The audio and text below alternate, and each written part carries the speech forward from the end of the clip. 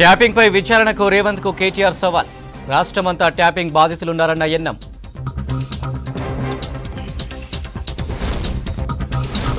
రసవత్తరంగా Palamuru MLC by election. Camp రాజకీయాలతో political heat.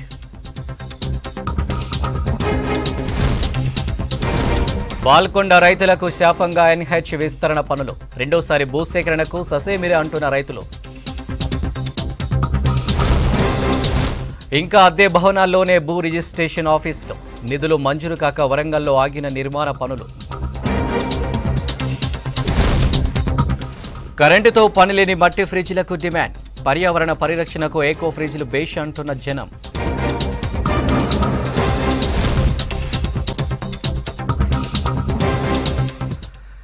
Phone ట్యాపింగ్తో రాజ్యాంగం ప్రతిపాదించిన ప్రాథమిక హక్కులకు భంగం కలిగిందన్నారు మహబూబ్ నగర్ కాంగ్రెస్ ఎమ్మెల్యే ఎన్ఎం శ్రీనివాసరెడ్డి. మహబూబ్ నగర్ నియోజకవర్గంలో గత 5 ఏళ్లుగా ఫోన్ ట్యాపింగ్ జరుగుతుందని తాను బాధితుడనని చెప్పారు. మహబూబ్ నగర్కు చెందిన అప్పటి మంత్రి ఆదేశాల మేరకు తన ఫోన్ ట్యాపింగ్ చేసి కాల్ రికార్డులు మినిస్టర్కు పంపించారని ఆరోపించారు.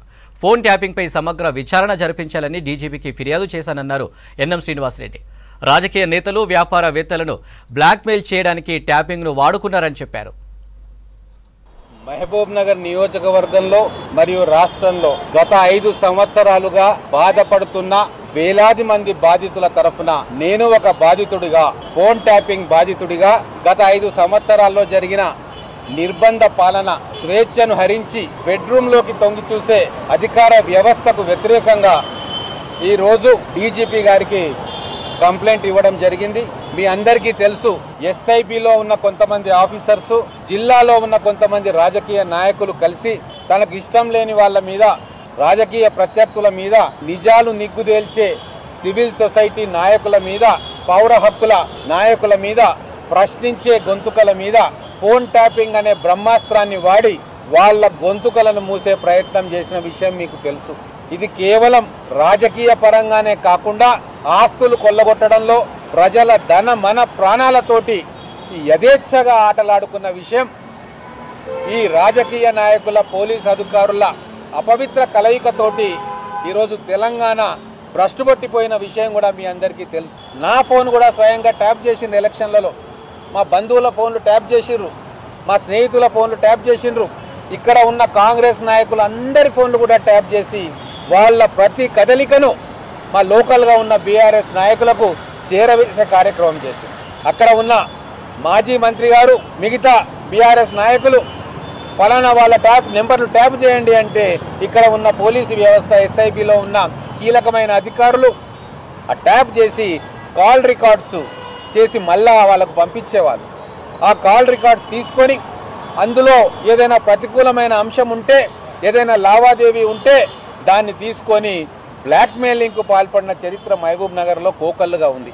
అందుకే ఒక ప్రజాప్రతినిధిగా రాజ్యాంగాన్ని పర్యవేక్షించే బాధ్యతలో ఉన్నాను కాబట్టి, నేను కూడా బాధితుండే కాబట్టి ఈరోజు డీజీపీ గారికి ఆధారాలతో సహా ఫోన్ ట్యాపింగ్ జరిగింది, phone tapping, unauthorised phone tapping బాధ్యత ఎవరి మీద పెడతారో ఇన్వెస్టిగేషన్ చేసి చట్టపరంగా శిక్షించాలని చెప్పి వారిని కోరడం జరిగింది. భవిష్యత్తులో ఇటువంటి ఫోన్ ట్యాపింగ్కు ఏ ప్రభుత్వం కానీ, ఏ పోలీస్ అధికారి కానీ పాల్పడకుండా ఉండేటట్లుగా మీరు విచారణ చేసి దోషులను శిక్షించాలి, కటకటాల వెనక్కి తీసుకెళ్లాలి అని చెప్పి వారిని రిక్వెస్ట్ చేసిన. సీఎం రేవంత్ రెడ్డిపై ఫైర్ అయ్యారు BRS working president KTR. Revanth phone tapping వివరాలు బయటపెట్టే దమ్ము ముఖ్యమంత్రికి లేదని విమర్శించారు. ప్రజల హామీల నుంచి ప్రజలను కవర్ చేసేందుకే ఫోన్ ట్యాపింగ్ ఇష్యూ తెచ్చారని ఆరోపించారు. అధికారం మీ చేతుల్లోనే ఉంది కదా, ఏం చేసుకుంటావో చేసుకోవాలని రేవంత్ కు సవాల్ విసిరారు కేటీఆర్. ఏం చేస్తుండు? ఫోన్ ట్యాపింగ్ అవుతుంది అంటాడు. యాడైతుందిరా భయ్, ఏమైతుంది బయట పెట్టంటే మనకు చెప్పాడు. యూట్యూబ్లకు లింకులు ఇస్తారు, యూట్యూబ్లకు మీడియాలకు లింకులు ఇచ్చి వీళ్ళ ఫోన్ ట్యాప్ అయింది, వాళ్ళ ఫోన్ ట్యాప్ అయింది, ఇదైపోయింది, అదైపోయింది. చెయ్యి, నీ చేతులు ఉంది కదా అధికారం, ఏం చేస్తావు చెయ్యి అద్దంటారు. ఎవరన్నా ఏమన్నా తప్పు జరిగితే విచారణ చేయి, మేము అద్దంటలేం కదా. ఎక్కడెక్కడ తప్పులు జరిగినో ఎవరు తప్పులు చేసినరో వాళ్ళ మీద చర్య తీసుకో. భయపడతాం, ఎవడు కూడా ఇక్కడ భయపడ్డాడు ఎవడు లేనే లేడు. నువ్వు ఎంటిగా కూడా వీకలేవు అనే మాట కూడా నేను విజ్ఞప్తి చేస్తా ఉన్నా. మీరు దయచేసి నేను మిమ్మల్ని కోరేది ఒకటే, మనం వీటికి ఆగం కావద్దు. ఓ దిక్కు రైస్ మిల్లర్లను పిలిచి బెదిరించుడు, ఓ దిక్కు క్రషర్లను పిలిచి బెదిరించుడు, ఓదికు బిల్డర్లను పిలిచి బెదిరించుడు, మాకు పార్లమెంట్ ఎన్నికలకు పైసలు కావాలి, ఢిల్లీకి కప్పం కట్టాలి అని 2000 కోట్లు ఇప్పటికే మెల్లగా జమ చేసుడు. ఆ జమ చేసుడు బయటికి రాకుండా ఏం చేయాలి? ఇగో ఫోన్ ట్యాపింగ్ అవుతుంది, ఇగో ఈ స్కామ్ అవుతుంది, గొర్రెల స్కామ్ అవుతుంది, బర్రెల స్కామ్ అవుతుంది అని టీవీలలో తిప్పాలి, మన నెత్తులని ఖరాబ్ చేయాలి. మహబూబ్ నగర్ స్థానిక సంస్థల ఎమ్మెల్సీ ఉప ఎన్నికల్లో క్యాంపు రాజకీయాలు రసవత్తరంగా సాగుతున్నాయి. కాంగ్రెస్, బీఆర్ఎస్ పోటాపోటీగా ఓటర్లను క్యాంపులకు తరలించి తమ ఓట్లను భద్రపరుచుకుంటున్నాయి. దీంతో మహబూబ్ నగర్ ఎమ్మెల్సీ ఉప ఎన్నిక పొలిటికల్ హీట్ను పెంచుతుంది.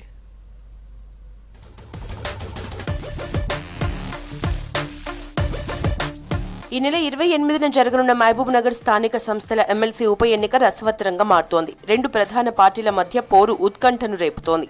ప్రధాన రాజకీయ పార్టీలు క్యాంపు రాజకీయాల్ని మొదలుపెట్టాయి. ఎమ్మెల్సీ ఉప ఎన్నిక పోలింగ్ దగ్గర పడుతున్న కొద్దీ రాజకీయ పార్టీల్లో టెన్షన్ వాతావరణం కొనసాగుతోంది. ఎన్నికను ప్రతిష్టాత్మకంగా తీసుకున్న 2 పార్టీలు తమ ఓటర్లను క్యాంపుకు తరలించాయి. క్యాంపులో ఉన్న స్థానిక సంస్థల ప్రజాప్రతినిధులు అంతా నేరుగా పోలింగ్ కేంద్రాలకు చేరుకోనున్నారు. ఉమ్మడి జిల్లా ప్రజాప్రతినిధులతో సీఎం రేవంత్ సమీక్ష నిర్వహిస్తే గోవా క్యాంపుల్లో ఉన్న బీఆర్ఎస్ ప్రజాప్రతినిధుల్ని మాజీ మంత్రి కేటీఆర్, ఆర్ఎస్ ప్రవీణ్ కుమార్ కలిశారు. బీఆర్ఎస్ మాజీ ఎమ్మెల్యేలంతా గోవాలోనే మకాం వేశారు. గోవా, ఊటీ, కొడైకెనాల్ నుంచి స్థానిక సంస్థల ప్రజాప్రతినిధులు ఎమ్మెల్సీ ఉప ఎన్నికల్లో పాల్గొనబోతున్నారు. ఒక పార్టీ తమ క్యాంపును గోవాకు తరలిస్తే మరో క్యాంపు బెంగళూరుకి షిఫ్ట్ చేసింది. కల్వకుర్తి ఎమ్మెల్యేగా కసిరెడ్డి నారాయణరెడ్డి గెలవడంతో అంతకు ముందున్న ఎమ్మెల్సీ పదవికి ఆయన రాజీనామా చేశారు. దీంతో ఉప ఎన్నిక అనివార్యంగా మారింది. కాంగ్రెస్ నుంచి ప్రముఖ పారిశ్రామికవేత్త మన్నె జీవన్ రెడ్డి బరిలో ఉన్నారు. ప్రత్యక్ష రాజకీయాల్లోకి వచ్చిన తర్వాత జీవన్ రెడ్డికి తొలి ఎన్నిక. మహబూబ్ నగర్ ప్రజా దీవెన సభ వేదికగా సీఎం రేవంత్ ఎమ్మెల్సీ అభ్యర్థిగా మన్నె జీవన్ రెడ్డిని ప్రకటించారు. నాటి నుంచి మంత్రి జూపల్లి కృష్ణారావు, జిల్లా ఎమ్మెల్యేలు తమ నియోజకవర్గాల్లో ఆపరేషన్ ఆకర్ష్ మొదలు పెట్టారు. బీఆర్ఎస్ తో పాటు మిగతా పార్టీల నుంచి కాంగ్రెస్ లోకి వలసలు ఊపందుకున్నాయి. మొదటి ప్రాధాన్యత ఓటు ద్వారానే సంపూర్ణమైన మెజారిటీతో గెలుపొందాలని కాంగ్రెస్ వ్యూహాలు అమలు చేస్తోంది. ఇక బీఆర్ఎస్ నుంచి మాజీ జడ్పీ చైర్పర్సన్ నవీన్ రెడ్డి బరిలో ఉన్నారు. గతంలో స్థానిక సంస్థల్లో ఉన్న బలం మేరకు గెలుపుపై నవీన్ రెడ్డి ఆశలు పెట్టుకున్నారు. అయితే జిల్లాలో 12 మంది ఎమ్మెల్యే సంఖ్యాబలం ఉన్న కాంగ్రెస్ లోకి ఇటీవల బీఆర్ఎస్ నుంచి ఎంపీటీసీలు, జడ్పీటీసీలు, మున్సిపల్ కౌన్సిలర్లు చేరటంతో ఆ బలం మరింత పెరిగింది. మొత్తం 1439 మంది ఓటర్లు ఉంటే మెజారిటీ ఓటర్లు తమతోనే ఉన్నారన్న ధీమాతో 2 పార్టీలు క్యాంపు రాజకీయాలు మొదలుపెట్టాయి. ఈ నెల 28న జరిగే పోలింగ్ లో పాల్గొనేలా నేరుగా క్యాంపు నుంచి ఓటర్లను తీసుకొచ్చేందుకు 2 పార్టీలు ఏర్పాట్లు చేశాయి. క్రాస్ ఓటింగ్ పై 2 పార్టీలు నమ్మకం పెట్టుకున్నాయి. మొదటి ప్రాధాన్యత ఓట్ల క్రమంలోనే విజయం సాధించాలని కాంగ్రెస్ భావిస్తుంటే ఎలాగైనా పాత స్థానాన్ని దక్కించుకోవాలని బీఆర్ఎస్ ప్రయత్నిస్తోంది.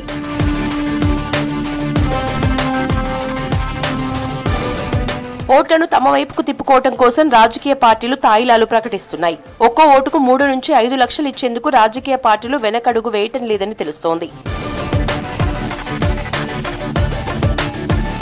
మహబూబ్ నగర్ స్థానిక సంస్థల నియోజకవర్గ కోటా నుంచి శాసన మండలికి జరగనున్న ఉప ఎన్నిక ఓటర్ల వివరాల్ని పరిశీలిస్తే మొత్తం ఓటర్లు 1439 మంది ఉన్నారు. ఇందులో ఎంపీలు 2, 14 మంది ఎమ్మెల్యేలు, ఎమ్మెల్సీలు 3, ఎంపీటీసీలు 888 మంది, జెడ్పీటీసీలు 83 మంది, కౌన్సిలర్లు 449 మంది తమ ఓటు హక్కును వినియోగించుకోనున్నారు. ఈ ఎన్నికలో సీఎం రేవంత్ రెడ్డి సైతం ఓటు హక్కు వినియోగించుకోనున్నారు.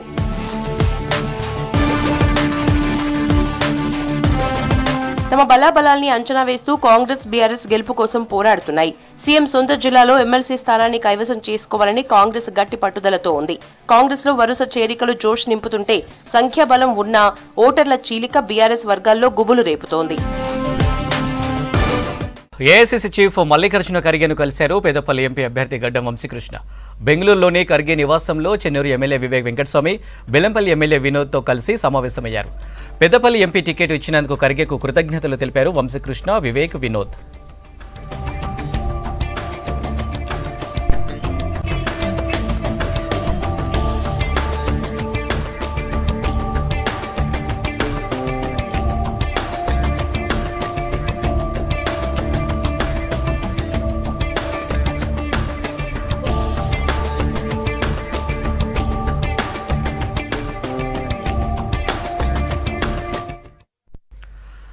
నిత్యం సిరులను కురిపించే వరంగల్ భూ రిజిస్ట్రేషన్ ఆఫీసులకు సొంత భవనాలు లేవు.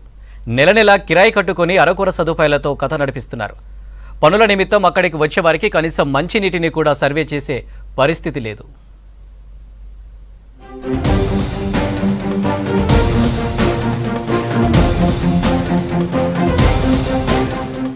వరంగల్ జిల్లాలో 12 సబ్ రిజిస్ట్రార్ కార్యాలయాలున్నాయి. 4 రిజిస్ట్రేషన్ కార్యాలయాలకు సొంత భవనాలుండగా మిగిలిన 8 ఆఫీసులు అద్దె భవనాల్లో కొనసాగుతున్నాయి. Warangal RO, Bheemadevarapalli, Narsampet, Wardhannapet, station Ghanpur, Kodakandla, Mulugu, Bhupalpally sub registrar కార్యాలయాలకు అద్దె చెల్లిస్తున్నారు. భూక్రయ, విక్రయ దస్తావేజులు, రిజిస్ట్రేషన్ల కోసం వచ్చిన వారితో ప్రభుత్వ ఖజానాకు ప్రత్యేక ఆదాయం వస్తున్నప్పటికీ శాశ్వత భవనాలు నిర్మించకపోవడం వల్ల ఇప్పటికీ సమస్యలతో రిజిస్ట్రేషన్ కార్యాలయాలు సతమతమవుతున్నాయి.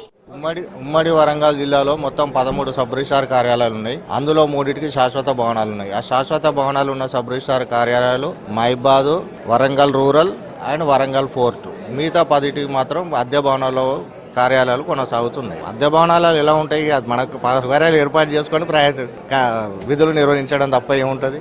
సొంత భవనాలు ఉంటే బాగుంటుంది. ప్రభుత్వంకు ఆదాయం సమకూర్చే సబ్ రిజిస్ట్రార్ కార్యాలయాలకు శాశ్వత భవనాలు నిర్మించాలనే ఉద్దేశంతో ప్రభుత్వం 4 ఏళ్ల కిందట నర్సంపేట, వరంగల్ సమీపంలోని న్యూ సాయంపేటలో భూమిని కేటాయించింది. భవనాల నిర్మాణం కోసం నిధులు మంజూరు చేసింది. భవన నిర్మాణ పనులకు మాజీ మంత్రులు సత్యవతి రాథోడ్, ఎర్రబెల్లి దయాకర్ రావు, మాజీ చీఫ్ విప్ వినయ్ భాస్కర్లు శంకుస్థాపన చేశారు. భవనాలకు శంకుస్థాపన చేసి మాజీ మంత్రులు ఆనాటి నుంచి నేటి వరకు అటువైపు కన్నెత్తి చూడలేదు.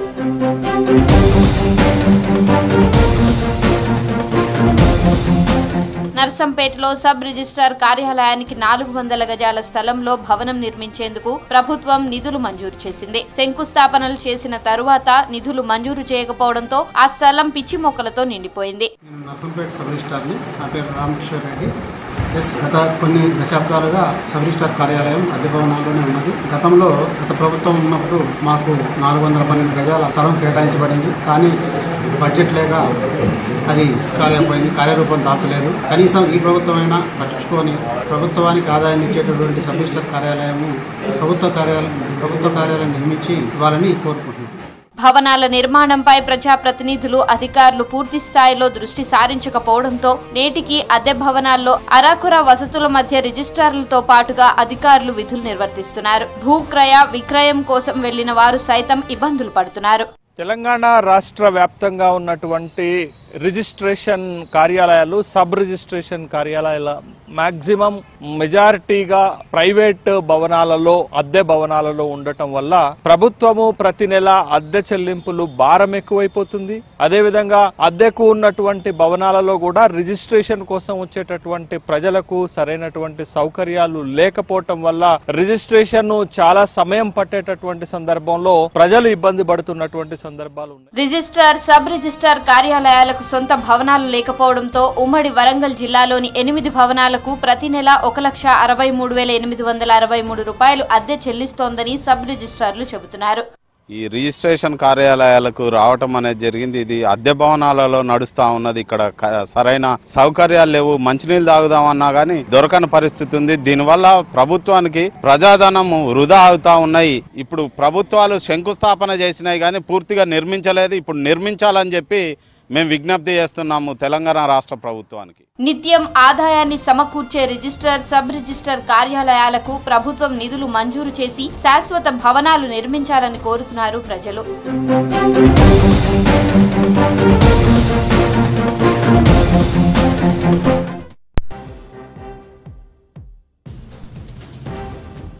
మనీ లాండరింగ్ కేసులో అరెస్ట్ అయిన కవితను తీహార్ జైలుకు తరలించారు. రౌజ్ అవెన్యూ కోర్టు నుంచి నేరుగా జైలుకు తరలించారు ఈడీ అధికారులు. కవితకు కోర్టు మరో 14 రోజుల జ్యుడిషియల్ కస్టడీ విధించింది. కవితకు ఇంటి భోజనంతో పాటు మెడిసిన్స్, పెన్ను, పుస్తకాలు, పేపర్స్, బెడ్షీట్, బ్లాంకెట్ వాడుకునేందుకు కోర్టు అనుమతించింది. ఏప్రిల్ 9వ తేదీ వరకు కవితను విచారించనున్నారు. 9న ఉదయం 11 గంటలకు కవితను కోర్టులో ప్రొడ్యూస్ చేయనున్నారు. దీనికి సంబంధించి మరిన్ని డీటెయిల్స్ ఢిల్లీ నుంచి మదార్ లైవ్ ద్వారా అందిస్తారు. మదార్, కవితను తీహార్ జైలుకు తరలించారు. జైల్లో ఎలాంటి వసతులు కల్పించారు? సాయంత్రం 5 గంటల ప్రాంతంలో కవితను రౌజ్ అవెన్యూ కోర్టు నుంచి నేరుగా తీహార్ జైలుకు పంపించారు. మధ్యాహ్నం 1 గంటకే ఆర్డర్ కాపీ తీర్పు వచ్చినప్పటికీ ఆర్డర్ కాపీ ఈడీ అధికారులకు అందడానికి కొంత సమయం అనేది కూడా పట్టింది. దాంతో ఈడీ తీహార్ జైలుకు తరలించడం అనేది కొంత ఆలస్యమైంది. మహిళా పోలీసుల భద్రత నడుమ కవితను తీహార్ జైలుకి తరలించారు. కొద్దిసేపు క్రితమే ఆమెకు సంబంధించిన రిమాండ్ కాపీ అనేది కూడా బయటకు వచ్చింది. దాంట్లో కొన్ని వెసులుబాట్లు అనేది కూడా కవితకు ఇచ్చారు. దాంట్లో ప్రత్యేకమైనటువంటి హెల్త్ గ్రౌండ్స్ విషయం దృష్టిలో కావచ్చు, అలాగే ఆమె ప్రస్తుతం ప్రజాప్రతినిధిగా ఉన్నారు. ఈ గ్రౌండ్స్లో కూడా కొన్ని ప్రత్యేకమైనటువంటి వసతులు కల్పించాలంటూ కూడా తీహార్ జైలు సూపరింటెండెంట్కి ఆదేశాలు అనేది కూడా జారీ చేశారు. దాంట్లో భాగంగానే రోజువారీగా ఇంటి భోజనం ఆమెకు అలో చేశారు, అనుమతినిచ్చారు. ఇంటి భోజనంతో పాటు కొంత మెడికల్ గ్రౌండ్స్ దృష్టిలో ఉంచుకొని మెడిసిన్స్, అలాగే పెన్నులు, పుస్తకాలు, కొన్ని పేపర్స్, తర్వాత బెడ్షీట్స్, బ్లాంకెట్స్, అలాగే జైల్లో ఉపయోగించుకునేందుకు జ్యువెలరీ ఉపయోగించుకునేందుకు కూడా ఆమెకు అనుమతినిచ్చారు.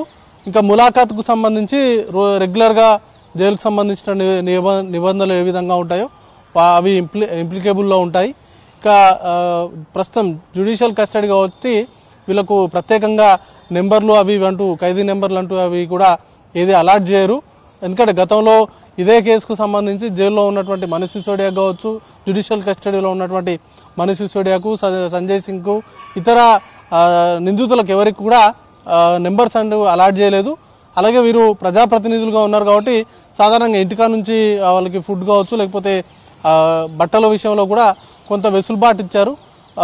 నేరం ప్రూవ్ అయిన తర్వాత ఎప్పుడైతే వాళ్ళు దోషులుగా మారుతారో అప్పుడు జైలు శిక్ష అనుభవించేటువంటి సమయంలో ఇవేవి ఉండవు. జైల్లో సాధారణంగా నార్మల్గా ఖైదీలు ఏ విధంగా ఉంటారో అవే విధమైనటువంటి బట్టలు వాడడం కావచ్చు, లేకపోతే అవన్నీ కూడా ఉంటాయి. కానీ ఇప్పుడు వీరు ప్రస్తుతం నిందితులుగా మాత్రం ఉన్నారు, వారిపైన ఆరోపణలు మాత్రం ఉన్నాయి. వాటికి సంబంధించి వారికి కొన్ని వెసులుబాట్లు అయితే ప్రస్తుతం అయితే ఇచ్చారు. ఇక రిమాండ్ రిపోర్ట్లో కొన్ని సంచలనమైనటువంటి అంశాలు ఉన్నాయి. దాంట్లో ప్రధానంగా ఈడీకి సంబంధించి కొన్ని కీలకమైనటువంటి ఆరోపణలు చేసింది. కీ కాన్స్పిరేటర్గా ఢిల్లీ లిక్కర్ పాలసీలో అసలు కీ కాన్స్పిరేటర్ ప్లస్ బెనిఫిషరీ కూడా కవితనే అన్నట్టుగా ఈడీ మెన్షన్ చేసింది. దానిలో భాగంగానే ఆమెను అదుపులోకి తీసుకున్న కాడ నుంచి అంటే 15వ తారీఖున సాయంత్రం 5:20 ఆమెను అదుపులోకి తీసుకున్న నాటి నుంచి జరిగినటువంటి పరిణామాలు. గతంలో రిమాండ్కు వచ్చినటువంటి సందర్భంలో ఈడీ రిమాండ్లో ఉన్నటువంటి సందర్భంలో సహకరించకపోవడము, వీటన్నిటిని కూడా కోట్ చేస్తూ వచ్చారు. ఇన్ఫ్లుయెన్షియల్ పర్సనాలిటీ కాబట్టి సాక్షుల్ని ప్రభావితం చేసేటువంటి అవకాశం ఉంటుంది కాబట్టి వారిని జ్యుడిషియల్ కస్టడీలో ఉంచాలి. అలాగే హై ప్రొఫైల్డ్ పీపుల్ కాబట్టి వీరు ఈ నేరాలు ఏ విధంగా చేయొచ్చు అనే దానిపైన రూట్ లెవెల్లో వీరు వాటిపైన జాగ్రత్తలు అనేది కూడా తీసుకుంటారు కాబట్టి కొంత ఇన్వెస్టిగేషన్ అనేది కొంత సమయం అనేది కూడా పట్టింది అనేటువంటి అంశాలను కూడా రిమాండ్ కాపీలో వాటికి సంబంధించి ముఖ్యంగా ఈడీ తరఫున న్యాయవాదులు తమ వాదనలు వినిపించారు. ఈ రెండు అంశాలనైతే ప్రధానంగా మెన్షన్ చేశారు. ఒకటి కీ కాన్స్పిరేటర్, దాంతోపాటు బెనిఫిషరీ కూడా ఈమె అన్నట్టుగా మెన్షన్ చేశారు. 100 కోట్ల ముడుపులకు సంబంధించి కవిత పాత్ర పైన విచారణ చేసినట్టుగా పేర్కొన్నారు.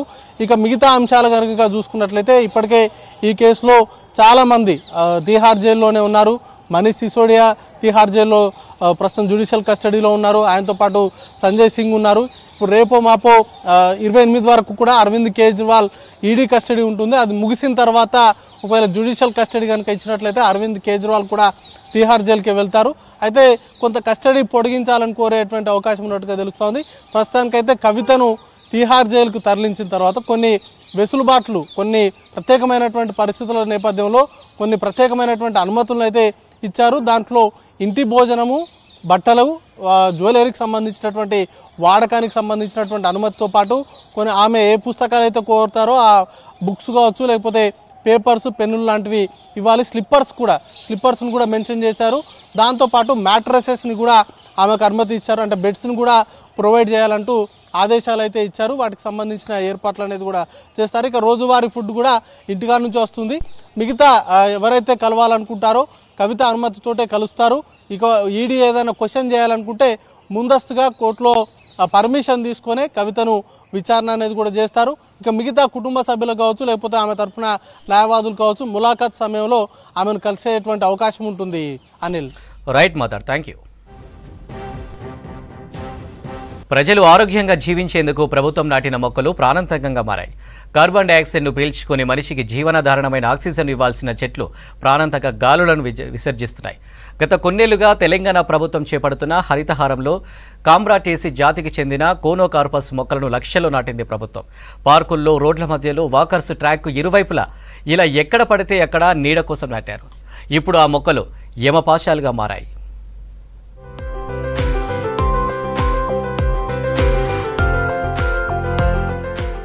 ప్రభుత్వం నాటిన కోనోకార్పస్ మొక్కలు ప్రాణాంతకరంగా మారాయి. స్వయాన అధికారులే హరితహారం సుందరీకరణ పేరుతో ఖమ్మం నగరంలో వాటిని నాటి పెంచారు. చిన్న పెద్ద ఉదయాన్నే 4 గంటలకు లేచి మంచి గాలిని పీల్చుకుంటూ ఉంటారు. జాగింగ్, వాకింగ్ చేస్తూ ఉంటారు.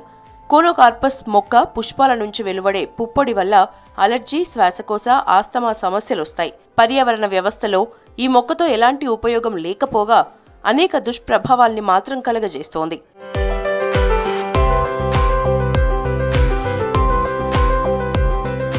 కోనోకార్పస్ మొక్కలు తొలగించాలని స్థానికులు డిమాండ్ చేస్తున్నారు. తక్కువ సమయంలో ఎక్కువ ఎత్తులో పెరిగే కోనోకార్పస్ మొక్కల్ని గతంలో అందం కోసం విదేశాల్లో పెంచేవారు. వీటి వల్ల జరిగే నష్టం తెలుసుకుని నిషేధించారు.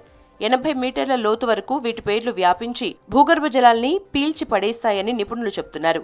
జీవకోటికి ప్రాణహాని తలపెట్టే కోనోకార్పస్ మొక్కలను వేర్ల నుంచి తొలగించి పర్యావరణ హితం కోసం ప్రభుత్వం నిషేధించాలని పర్యావరణ ప్రేమికులు కోరుతున్నారు. ఈ చెట్లు చాలా ఆరోగ్యానికి నిమిత్తం చాలా ఇబ్బందికరం. రకరకాల జబ్బులు వస్తున్నాయి ఏరియాస్ వల్ల, ఈ వాతావరణం వల్ల. స్టేట్ వేడికి కూడా రాష్ట్ర ప్రభుత్వం వీటిని తొలగిస్తూ ఉంది. కాబట్టి ఇమ్మీడియట్లుగా ఈ ఎక్కడైతే ఉన్నాయో ఈ చెట్లు దరిదాపుగా ప్రజలకి నష్టం చేసే విధంగా ఉన్నాయి. కాబట్టి ఇమ్మీడియట్లుగా వీటిని తొలగించాలని మా అందరం కోరుతా ఉన్నాం, వాకర్స్ అందరం కూడా. శంఖు రూపంలో పచ్చగా ఆకర్షణీయంగా కనిపించే కోనోకార్పస్ రహదారుల వెంబడి డివైడర్స్లో ఎక్కువ కనిపిస్తూ ఉంటాయి. నగరాల్లో పచ్చదనాన్ని పెంచేందుకు వివిధ దేశాలు గుబురుగా పెరిగే ఈ చెట్లను ఆదరించాయి. భారత్, పాకిస్తాన్, అరబ్, మధ్యప్రాచ్య దేశాల్లో ఈ మొక్కల్ని రహదారులు, గార్డెనింగ్, కమ్యూనిటీ, అవెన్యూ ప్లాంటేషన్లలో భాగంగా విస్తృతంగా పెంచారు. ఆ తర్వాత ఆయా ప్రభుత్వాలు తమ నిర్ణయంపై వెనక్కి తగ్గాయి. కోనోకార్పస్ పర్యావరణ, ఆరోగ్య సమస్యలకు కారణమవుతోందని వృక్ష పర్యావరణ నిపుణులు ఆందోళన వ్యక్తం చేస్తున్నారు. ఈ కారణంగా కోనోకార్పస్ మొక్కల పట్ల వ్యతిరేకత ప్రారంభమైంది. వాటి పొల్యూషన్ వలన అనారోగ్య సమస్యలు వస్తున్నాయి. కాబట్టి దాని కన్సర్న్డ్ అథారిటీస్ స్పందించి ఈ పార్కులలో ఉన్నటువంటి ఈ చెట్లని మరియు బయట ఉన్న చెట్లని, కొన్ని ఈ చెడు గాలి ఇచ్చే చెట్లని తీసేస్తారని కోరుతూ, శ్వాసకోశ సమస్యల వాళ్ళు ఆ చెట్టు కిందకి పోయినప్పుడు బాగా ఇబ్బంది పడుతున్నారు. వారు అలాంటి చెట్ల కిందికి వెళ్లకుండా ఉండటం మంచిదని కోరుతున్నాం.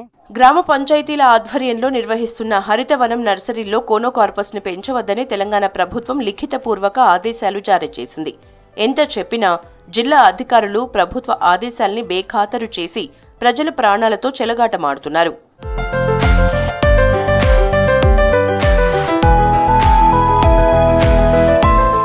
కోనోకార్పస్ ఉత్తర అమెరికాలోని ఫ్లోరిడా సముద్ర తీర ప్రాంతంలో పెరిగే మాంగ్రోవ్ జాతి మొక్క. వేగంగా, ఎత్తుగా, పచ్చగా పెరుగుతుంది.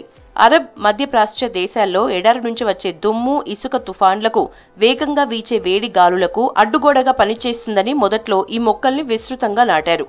ఆ ప్రాంతాల్ని సందర్శించిన నర్సరీల నిర్వాహకులు, ప్లాంటేషన్ ఎక్స్పర్ట్స్ దీన్ని భారతదేశానికి తీసుకువచ్చారు. ఇక్కడ ముఖ్యంగా మున్సిపాలిటీలు, అర్బన్ ఏరియాల్లో నాటారు. మన ప్రాంతానికి చెందిన మొక్క కాదు కాబట్టి ఇది పర్యావరణ సంబంధ దుష్ప్రభావాల్ని కలిగిస్తోంది.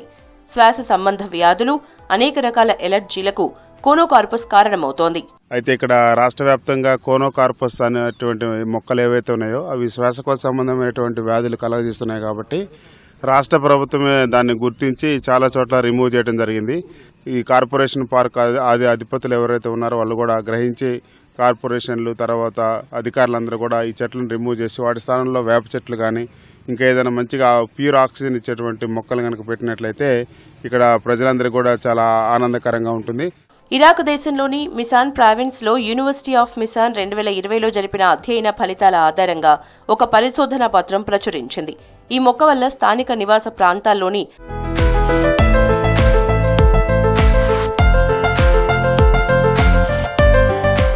వాటర్ పైప్ లైన్, డ్రైనేజీలకు నష్టం వాటిల్లినట్లు అందులో పేర్కొన్నారు. వీటిని నిర్మాణాలకు దూరంగా పెంచాలని ఈ పరిశోధనలు చెప్తున్నాయి. కానీ మన అధికారులు మాత్రం ఇండ్ల మధ్యలో, రోడ్ల మధ్యలో, వీధులకు ఇరువైపులా అర్బన్ పార్కుల్లో నాటి భూగర్భ జలాలు మరింతగా ఇంకిపోయేలా చేస్తున్నారు. కానీ ఫ్రెష్గాలు పీల్చడానికి ఈ చెట్లు దగ్గరకు వస్తుంటాయి. కోనోకార్పస్ ఈ చెట్లు వేసి స్వచ్ఛమైన గాలి లేకుండా మనుషులకి చాలా ఇబ్బందికరమైన కార్బన్ డైఆక్సైడ్ని ఈ చెట్లు వదులుతున్నాయి. కనుక దయించి ఈ చెట్లన్నీ తీసేసి మంచి చెట్లు వేయాల్సిందిగా ఈ tank bund and sequel park వాళ్ళని కోరుతున్నాను. స్వచ్ఛమైన గాలి కోసం వస్తూ కార్బన్ డైఆక్సైడ్ను పీలుస్తూ మా ఆరోగ్యాలు పాడు చేసుకుంటున్నాం. దయించి ఎంత తొందరగా అయితే అంత తొందరగా చెట్లని నరికి మంచి చెట్లు వేయవలసిందిగా tank bund and sequel park వాళ్ళని కోరుతున్నాను. ఉమ్మడి ఖమ్మం జిల్లాలో ప్రతి పార్కులో వీధుల వెంట కోనోకార్పస్ చెట్లతో నింపేశారు. ఈ చెట్లను తొలగించకపోతే నీటి కష్టాలతో పాటు ప్రాణాలు గాల్లో కలిసిపోయే అవకాశం ఉందని పర్యావరణ నిపుణులు ఆందోళన వ్యక్తం చేస్తున్నారు. ప్రభుత్వం హుటాహుటిన చర్యలు తీసుకోవాల్సిన అవసరం ఉందంటున్నారు పరిశోధకులు. విదేశాల్లో నిషేధించిన కోనోకార్పస్ చెట్లను ఇక్కడ నాటి ప్రజా ప్రాణాలతో చెలగాటమాడుతున్నారు. గతం నుంచి కూడా అనేక సార్లు వీటిని తొలగించాలని చెప్పేసి ప్రభుత్వం లిఖితపూర్వక ఆదేశాలు జారీ చేసినప్పటికీ వాటిని అమలు చేయకుండా తాత్సారం చేస్తూ ఉన్నారు. ఇప్పటికైనా సరే సర్కార్ చొరవ తీసుకుని కోనోకార్పస్ చెట్లను ఇక్కడ నుంచి తొలగించాలని చెప్పేసి ప్రజలు డిమాండ్ చేస్తూ ఉన్నారు. వీడియో జర్నలిస్ట్ హర్షాద్తో కదీర్, V6 న్యూస్, ఖమ్మం.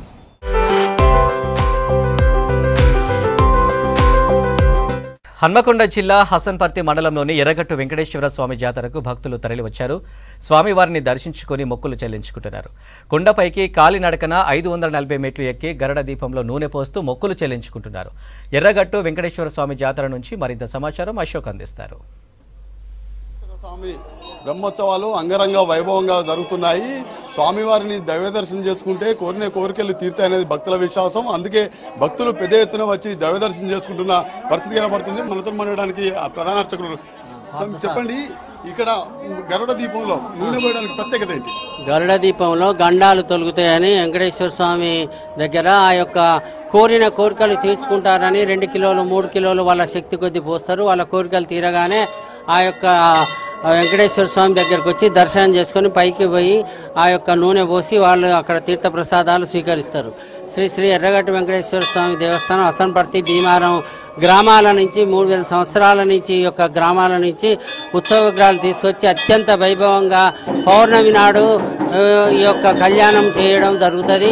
కాబట్టి ఆ యొక్క కళ్యాణం అయిన తర్వాత ఈరోజు కుంకుమార్చన ఉంటుంది, రేపు పాలాభిషేకం ఉంటుంది, ఎల్లుండి అర్చనలు ఉంటాయి, నిత్యార్చనలు ఉంటాయి. ఈ భక్తులు అధిక సంఖ్యలో పాల్గొంటారు. రాత్రి పొద్దున దాకా కూడా వస్తుంటారు భక్తులు. అత్యధికంగా కోరిన కోరికలు తీర్చే ఎర్రగట్టు వెంకటేశ్వర స్వామి దేవస్థానం ఇది. ప్రధానంగా పైకి 2 కిలోమీటర్ల పైకి వెళ్ళి నూనె పోస్తారు, వాళ్ళు వచ్చి దైవ దర్శింటారు. దీని ప్రత్యేకత ఏంటి? ఇప్పుడు ఎప్పటి నుంచి ఆచారం కొనసాగుతుంది? అది స్వయంభుగా పైన వెంకటేశ్వర స్వామి, యోగా వెంకటేశ్వర స్వామి ఒక స్టోన్ పగిలి అందులో వెలిచిండు కాబట్టి అక్కడికి వెళ్ళి కోరుకున్న కోరికలు తీరుతాయి ఉద్దేశం పడి అక్కడికి పోతారు. ఆ యొక్క అట్టి కోరికలు కూడా వారికి తీరుతాయి. నిత్యము పోతుంటారు భక్తులు. శనివారం నాడు భక్తులు అధిక సంఖ్యలో పాల్గొంటారు. ప్రతి శనివారం ప్రత్యేక పూజలు జరుగుతుంటాయి, అభిషేకాలు, కుంకుమార్చనలు, పూజలు జరుగుతుంటాయి. ఈ యొక్క వెంకటేశ్వర స్వామిని దర్శించుకున్న వారికి ఉద్యోగాలు వస్తాయి, వివాహాలు కాని వారికి వివాహాలు వస్తాయి. కాబట్టి అత్యంత వైభవవేతమైన శ్రీ శ్రీ ఎర్రగట్టు వెంకటేశ్వర స్వామి దేవస్థానం. చెప్పండి, ఎప్పటి నుంచి మీరు ఇక్కడికి వచ్చారు? మేము దాదాపుగా ఒక 12 years నుంచి చేస్తున్నామండి సేవ. ఇక్కడ ప్రత్యేకంగా ఈ 2 years నుంచి చేస్తున్నాం. టెంపుల్లో బాగా దేవుంది ప్రాముఖ్యత ఎక్కువ ఉంటుందండి. అందుకని చాలామంది భక్తులు వస్తూనే ఉంటారు. ఒక 4 days అయితే రష్ ఘోరంగా ఉంటుంది. ఇంకా మీరు ఎట్లాంటి కార్యక్రమాలు, సేవా కార్యక్రమాలు ఎంతమంది చేస్తారు? ఇక్కడ సేవా కార్యక్రమాలు ఏ సేవా కార్యక్రమాలు చేస్తారు? ప్రతి ఉండి కౌంటింగ్లో అన్ని దేవస్థానాలలో కూడా ఉంటామండి మేము. ఇక్కడ ఇవాళ క్యూ లైన్లలో మాత్రమే ఇక్కడ సేవ. మిగతా టెంపుల్లలో కూడా క్యూ లైన్స్ ప్రతి వేములవాడతో సహా ప్రతి ఒక్క టెంపుల్ ఉంది సార్ చేయడం. ఇక్కడ 1000 స్తంభాల గుడి, భద్రకాళి టెంపుల్, ఐనవోలు, కొమ్మాల, పాలకుర్తి, ప్రతి టెంపుల్ బాసర్తో సహా అన్ని టెంపుల్స్ మేము కౌంటింగ్ కానీ నిత్య సేవలు కూడా ఉంటాయి సార్. అన్ని నిత్య సేవా కార్యక్రమాలలో కూడా భక్తులకు ఎలాంటి ఇబ్బందులు లేకుండా చూస్తామని చెప్తున్నారు. ఇక్కడ భక్తులు కూడా పెద్ద ఎత్తున వచ్చి దైవదర్శనం చేసుకుంటున్న పరిస్థితి. అమ్మ ఎప్పటి నుంచి వస్తారు మీరు? ఇప్పటి వారే వచ్చాము, ఇందాకనే వచ్చాము మేము. మంచి హ్యాపీగా ఉంది. 5 years అవుతుంది మీరు కాబట్టి ఇక్కడికి. చాలా ఇయర్స్ నుండి వస్తున్నాం. బాగా అనిపిస్తుందండి. వెళ్ళాలండి, పైకి వెళ్తాం. మంచిగానే అనిపిస్తుంది. మంచిగానే అనిపిస్తుంది. మేము మంచిగా చూస్తామని వచ్చినాం. చూడాలి అన్ని కోరికలు. ఆల్రెడీ వెళ్ళానండి ఇంతకు ముందే. మేము 15 years నుండి వస్తున్నాము. ప్రతి ఎవ్రీ ఇయర్ ఇక్కడికే వస్తాము. పరిస్థితి కోరిన కోరికలు తీరుతాయనేది భక్తుల విశ్వాసం. అందుకే భక్తులు ప్రతి సంవత్సరం ప్రతి ఏటా వచ్చి ఇక్కడ స్వామివారిని దైవ దర్శనం తిరిగి వెళ్తామని చెప్తున్నారు. వీడియో దర్శనంతో అశోక్ న్యూస్ వరంగల్.